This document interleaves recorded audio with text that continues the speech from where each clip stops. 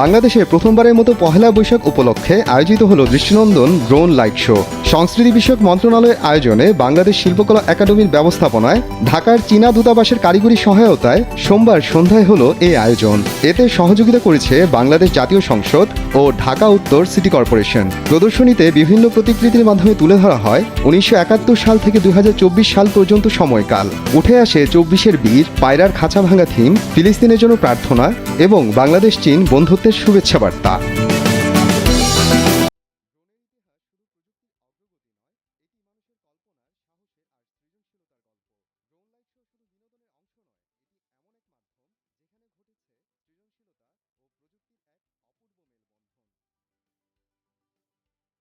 Are you ready for the most spectacular Kentucky?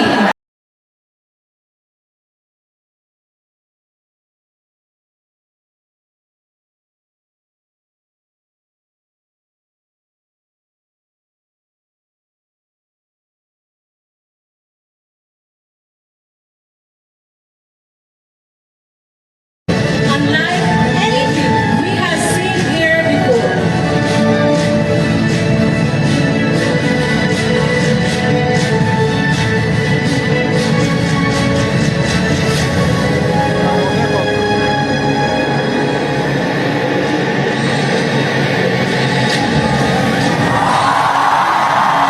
দর্শক এই মুহূর্তে দেখছেন যে শান্তির প্রতীক পায়রা বের হয়ে আসছে এই বাংলাদেশের মর্যাদার প্রতীক জাতীয় সংসদ ভবনের সামনে থেকে।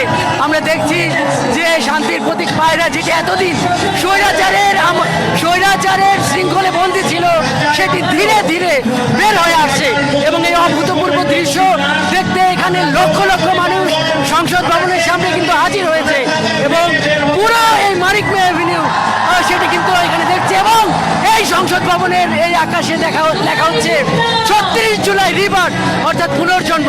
এই পুনর্জন্ম হলো বাংলাদেশের পুনর্জন্ম। এই বর্ষবরণের দিনে পুরো বাঙালি জাতিকে বাংলাদেশের যে চীনা দূতাবাস সেটি উপহার দিয়েছে এই বাংলাদেশের পুনর্জন্মকে আবার এই বাংলাদেশের আকাশে ড্রোন দিয়ে প্রযুক্তির মাধ্যমে একে কিন্তু তারা দেখালো। আমরা দ্বিতীয় দৃশ্য দেখার অপেক্ষা আছি।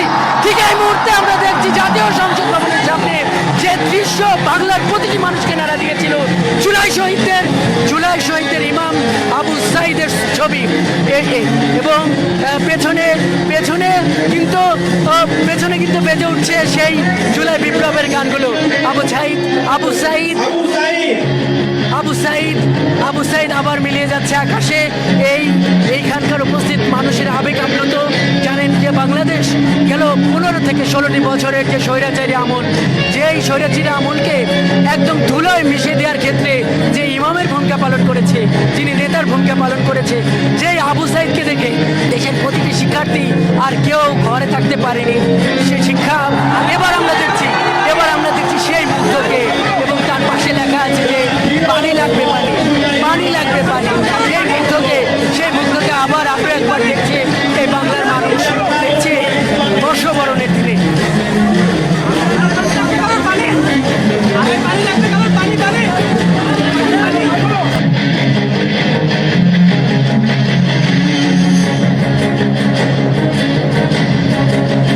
পেছনে জুলাইয়ের সুর পরিচালিত হচ্ছে, যে সুরগুলো সেই বিদ্রোহের কবি নজরুলের যে সুর প্রতিটি ছাত্র জনতার মনে আগুনের স্ফুলিঙ্গ তৈরি করেছিল, দ্রোহের আগুন জ্বলেছিল, সেই মিউজিক কিন্তু তৈরি হচ্ছে। আমরা এইমাত্র দেখলাম নারী জাগরণের প্রতীক। এই জুলাই আন্দোলনের নেতৃত্ব দিয়েছিল নারীরা। এখানে কিন্তু বেজে উঠছে আকাশের মতো বাধাহীন মরুসঞ্চার বেদুইন। এই এক অভূতপূর্ব দৃশ্যের সাক্ষী হচ্ছে এই জাতীয় সংসদ ভবন এবং এর সাক্ষী হচ্ছে লক্ষ মানুষ।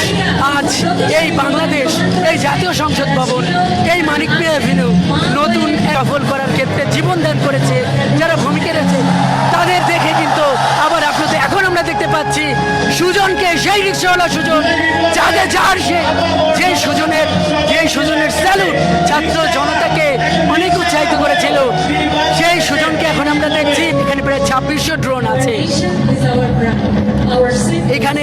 এইখানে কিন্তু বাংলাদেশকে তুলে ধরা হচ্ছে, বাংলাদেশের ঐতিহ্য, সেই শাপলা ফুলকে তুলে ধরা হয়েছে, পদ্মকে তুলে ধরা হয়েছে এবং উড়ন্ত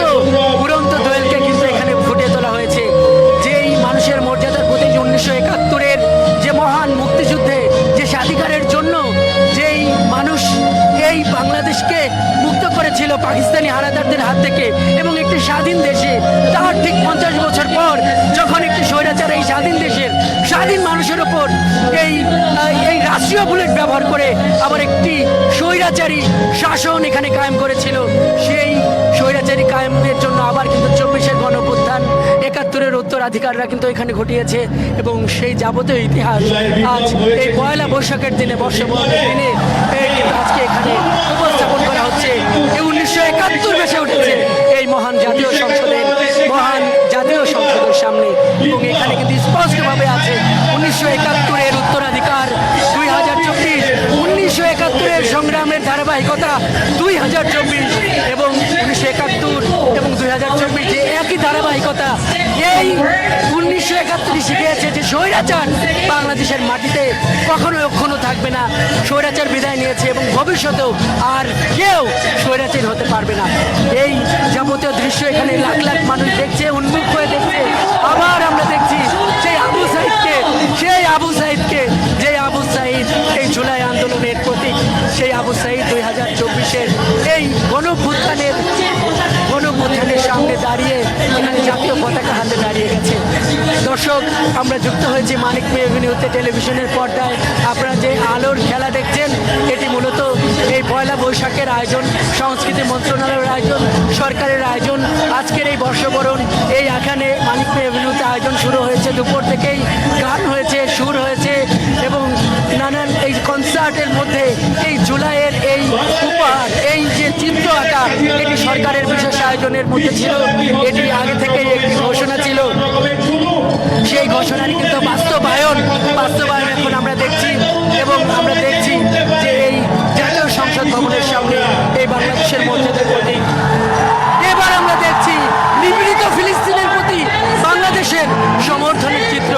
দেখছি যে বাংলাদেশের অভ্যুদয়ের পর থেকে এই স্বাধীনতা যে প্যালেস্টাইনের যে ন্যায্য সংগ্রাম, যেই মুক্তির জন্য সংগ্রাম, সেই সংগ্রামের সঙ্গে বাংলাদেশ যে আছে সেই চিত্রটি কিন্তু এখানে ফুটিয়ে তোলা হলো।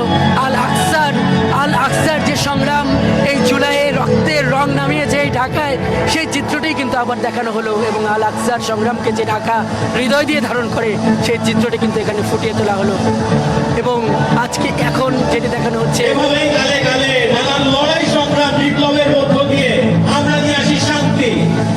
এবং আমরা দেখছি সেই জুলাইয়ের ইমাম শান্তির দূত আবু সাইদকে আবার আমরা দেখছি এবং এর মাধ্যমে কিন্তু সম্ভবত এই ড্রোন শুটিং শেষ হতে চলেছে। বাংলাদেশের মানুষ আবার আপ্লুত, কারণ এই বাংলাদেশের মানুষই জীবন দিয়ে স্বৈরাচার ঘটিয়েছে, যারা এই পবিত্র সংসদকে 1.5 দশক ধরে কুক্ষিগত করে রেখেছিল, নামমাত্র নির্বাচনের মাধ্যমে কুক্ষিগত করে রেখেছিল, নাগরিক অধিকারকে ভুলণ্ঠিত করে এই দেশের মানুষকে অধিকারকে ভুলণ্ঠিত করেছিল। এভাবে এই জুলাই যে ঘটেছে সেই জুলাইয়ের সেই স্মৃতি আজকে পয়লা বৈশাখের এই আনন্দের দিনে এই মহান জাতীয় সংসদের সামনে এই যে আঁকা হলো, এতে মানুষ আজ উচ্ছ্বসিত, মানুষ আবার দেখলো, মানুষ আবার সেই জুলাই ফেরত গেল, সেই রক্তমাখা জুলাই, সংগ্রাম মাখা জুলাই 2000-এর মতো শহীদদের কাছে চলে গেল, আবার সেই সংগ্রামের দিনগুলোতে চলে গেল এবং এটি যে বাংলাদেশে অবস্থিত চীনা দূতাবাস উপহার দিয়েছে সেই লেখাটি কিন্তু এখানে আছে। এখানে লেখা আছে long live China, Bangladesh friendship এবং এই বাংলাদেশের পাশে যে এই অকৃত্রিম বন্ধু চীন আছে, এই দৃশ্যটা কিন্তু আবারও এখানে ফুটিয়ে তোলা হলো এবং এই আনন্দের মধ্যে এই জুলাইয়ের যে আবেগ সেটি আবার মানুষের মনে জাগ্রত হলো।